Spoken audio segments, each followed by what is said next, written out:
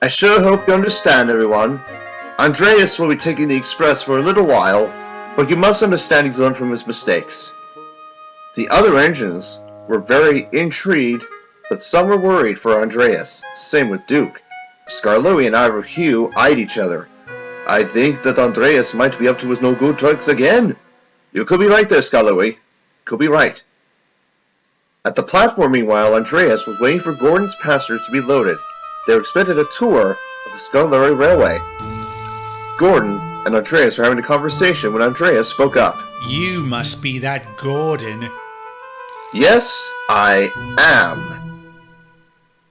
Andreas thought this was very funny and continued to talk. Did they call you the galloping sausage? Why, you dare call me that name? Oh, the indignity! Gordon's driver and fireman were worried for their engine. Andreas laughed and laughed. He couldn't stop laughing. He thought that his joke towards Gordon was hilarious. Eventually, Gordon's passengers were fed up and were about to turn home when the drivers, firemen, and the guards spoke up. Andreas then thought of a cocky way to get back at Gordon. However, he thought this was not hilarious at all. Let me tell you, fat face, I am far superior than you ever know. Now, if you excuse me, I have a very important train to pull. The other engines overheard and saw the conversation and were not impressed with Andreas. They were hoping for Andreas to have his comeuppance. Meanwhile, on the line, Andreas was pulling his train very well. The coaches were behaving and the passengers were enjoying their run. As quick return to spring, the train rushed through this countryside and passed through the stations. Andreas felt he was going to win the bet of Gordon.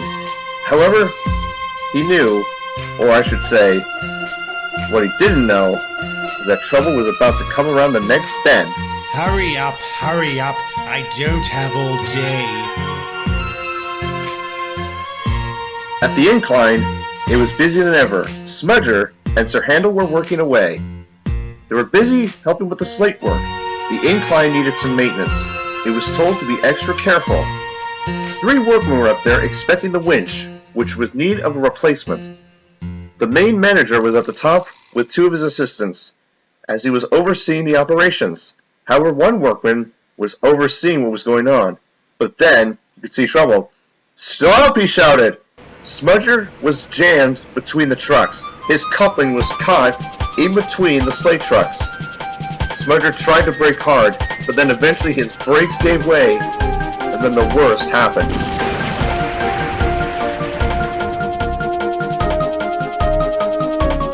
Oh dear! Call for the breakdown train! The manager and many of the workmen stopped and saw what happened. "Smudger is in a mess," said the manager.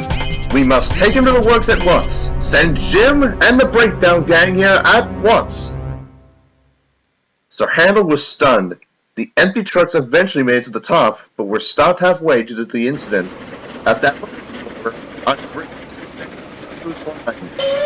what he didn't know was there was a speed limit on the section. Rusty saw this. "That Andreas will pay for this," said the manager. "I will speak to him after this meeting." Rusty sniggered to himself. "He's gonna get it for certain," said Rusty to himself. But Andreas didn't know this yet. Sir Tom had heard about this. He was invisible because of Merlin again, and didn't know what was going on. "This Andreas is starting to get on my nerves. I'm sorry that he got into your kitchen there, Gordon." "That's fine, sir. I hope he will get the punishment that I see fit." It was late afternoon when Andreas made it to the top station. He glided in very carefully and quickly applied his brakes.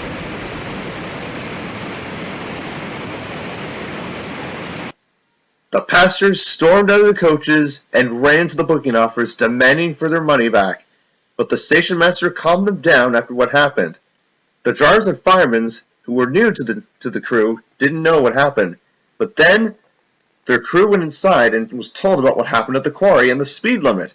They were embarrassed. Andreas didn't know until their crews got back, and then an audio message came out from Mr. Percival.